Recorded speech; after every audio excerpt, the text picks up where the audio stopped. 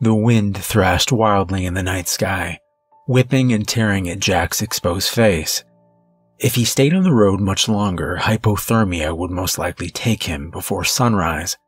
His horse was no better equipped than he was, grunting and whining with every gallop, hooves sinking into the fresh snow underfoot. "Easy, girl, easy." "Almost there," Jack said, reaching down to stroke the horse's neck. He pulled the reins to the left, veering off the main road and onto a dirt trail splitting off into the forest. If he weren't a local, the trail would have been indistinguishable amid the piling snow. But he had lived in the area his whole life, and he frequented the trail as much as most men do saloons. His destination was a small cabin secluded in the forest, about 5 miles away from the village outskirts. The trail would take him up through the wooded mountain path, stopping at the cabin where his mother and father would be waiting for the weekly supply drop. Jack's family was very isolationist, but due to the generosity of their eldest and only child, who brought them goods from the general store, they could afford to live that way. The trees on either side of the trail seemed to creep closer together, forming much tighter packs of forest. The farther in he went, the closer he was to the cabin, to his family. Finally, the warm glow of candlelight by the window pierced through the dark forest. Jack pulled back on the reins, the horse slowing to a trot as they approached the cabin. He hitched the horse on a nearby post, grabbed the supplies from her saddlebag, and approached the cabin door. 4 quick taps on the oak door, the signature knock the man used to announce his presence. This time around, nobody answered. He tried once again, 4 more rapid knocks. Still no answer. Jack grunted, hoisting the supplies over his shoulder. He jiggled the brass doorknob, slowly pushing the door open. "That's odd," he thought to himself. "Father is always so concerned about keeping the door locked. Must have slipped his mind. He's growing forgetful in his old age." "Father, Mother, I've returned with the supplies from the general store." The only noise he heard in response to his call was the howling of the wind, blasting cold air through the open doorway. His face slowly dipped into a frown. He set the supplies down, closing the door behind him and stepping farther into the cabin's living room. The table was set for a meal. The candles were all lit. Even the fireplace had been sufficiently stoked, seemingly not too long ago. It was a single-story cabin, with no cellar to disappear to. Where could they be? "Hello?" he called out, cupping his hands over his mouth. He then put his hands to his shoulders, shivering from the cold. "I closed the door and the fire is already gone. Why is it so damn—" He stepped to his left, peering into the dining area. Behind the dinner table was a back door. It was wide open, the cold air continuing to torment the man from every direction. He started towards the back door, growing more confused with every step he took. He stood in the open doorway, legs straddled slightly, as if he were blocking something from coming in. In the distance, he could make out footprints in the snow. They were fresh and trailed towards the nearby woods. Jack's confusion melted into concern as he stepped outside, striding quickly beside the fresh footprints. "Hello?" he began to call as he reached the mouth of the woods. The prints continued well into the forest. The farther in they went, the more erratic the pattern became. The feet twisted and turned, sticking out at odd angles and looping in nonsensical circles. What the hell happened here? Jack thought out loud. These footprints, it looks like they were running away. His blood grew cold, as if to match the frigid woods that besieged him. His heart pounded quicker, as if to match his quickening pace alongside the footprints. Soon, just as confusion gave way to concern, concern inevitably gave way to panic. "Mother! Father! Where are you?" If you can hear me, please give me a signal to let me know that you're—" Jack stopped. Coincidentally, so did the footprints. There were no signs of collapse, no evidence to suggest that the person who made the prints decided to backtrack. There weren't even any inconsistencies in the snow to suggest that the storm had paved over the remaining prints.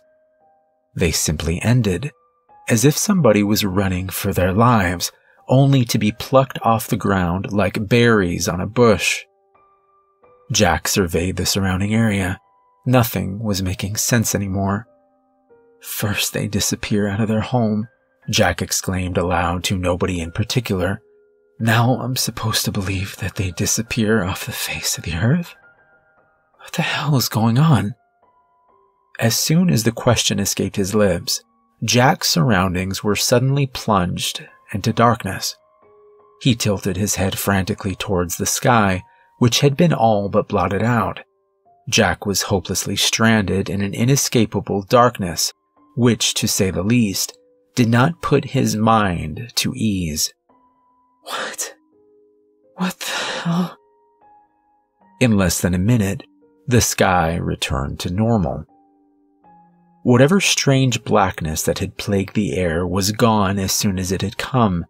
Jack quickly returned to his senses, leaning on a nearby tree for support. I gotta get back to the house. I have to call somebody, call the sheriff. No, send for the reverend. There's something very wrong with this land, and I have to know what it is." Jack turned on his heels and bolted, following the footprints in reverse, letting them lead him back to his house like a spool of thread in the labyrinth. He quickly reached the familiar mouth of the woods, the sun just beginning to dip beneath the horizon as the winds died down. Jack stopped and keeled over, gasping for air. He composed himself and stood up, expecting to be greeted by the familiar sight of his parents' cabin. The cabin was gone. The structure, the furniture, all gone. The cellar structure had been rooted out of the ground, leaving nothing but a crater in its absence. Jack sank to his knees, defeated and dumbfounded. He tried to find the words for what he was feeling, to express his utter, incurable bewilderment, but he couldn't utter a syllable. Slowly, he got up, trudging over to where the cabin once stood. He examined the area surrounding the cabin's former perimeter. The snow around the area was compressed much more than where Jack had entered and exited the forest. It was as if something had pushed on the earth with tremendous force. He circled the packed snow, his mind racing for a solution that he knew would continue to escape him. This can't be happening. It's like something out of a... Jack stopped, standing straight up as the thought hit him. A child's ghost story. In an instant, Jack's mind was flooded with memories of his childhood. He remembered sitting up in bed, adamant that all the other children had later bedtimes. He remembered his father sitting at the edge of the bed, a false look of concern on his face. "Well, Jack, old boy," the memory rang out in his head, "I guess if you don't go to bed soon, the Windwalker will get you." "Windwalker?" Jack remembered asking his father. "What's that?" "Oh, it's an awful thing, Jack. The Windwalker is an angry spirit that lives around these parts. They say he preys on children who disobey their parents and stay up past their bedtime." Jack's pulse quickened. "When the Windwalker comes around, it don't matter how far you can run, Jack. Why, he's so big and tall that he could just scoop you right off the ground. His claws are so powerful that he could pull our little cabin right out of the ground if he so chose." Jack's fists clenched tighter. His final footholds on security were failing fast. "So he's a giant, father?" "Oh no, Jack.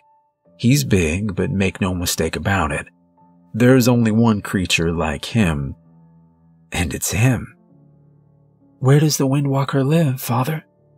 Jack could feel tears welling up in his eyes as he turned his gaze towards the sun, still setting peacefully over the distant hills. See those hills, Jack? Right there outside your window. Uh-huh. Is that where he lives? Jack stared at the hills. He finally found the words to describe how he was feeling. Hopeless. Small. They aren't where he lives, Jack. Jack stopped clenching his fist, letting his hands hang loosely at his sides. The wind slowly began to pick up again. There. His spine. Right before the sun set, it let out one final beam of light, stretching across the horizon. The last burst of sunlight illuminated the crater that was once Jack's childhood home, and he stared transfixed at the shadow it produced. The shadow of a massive handprint. The sun dipped farther below the hills as night began to creep across the sky. Jack feared the night, because now he knew what it would bring. He would run as far away as he could. But deep down, he knew it wouldn't matter. He knew he couldn't outrun it. Jack began to walk away, back towards the lone trail that brought him there. He gave one final glance at the landscape, and his heart stopped in his chest. Jack's mind was already telling him what the bad news was. The good news. The hills were no longer blocking his view of the sunset.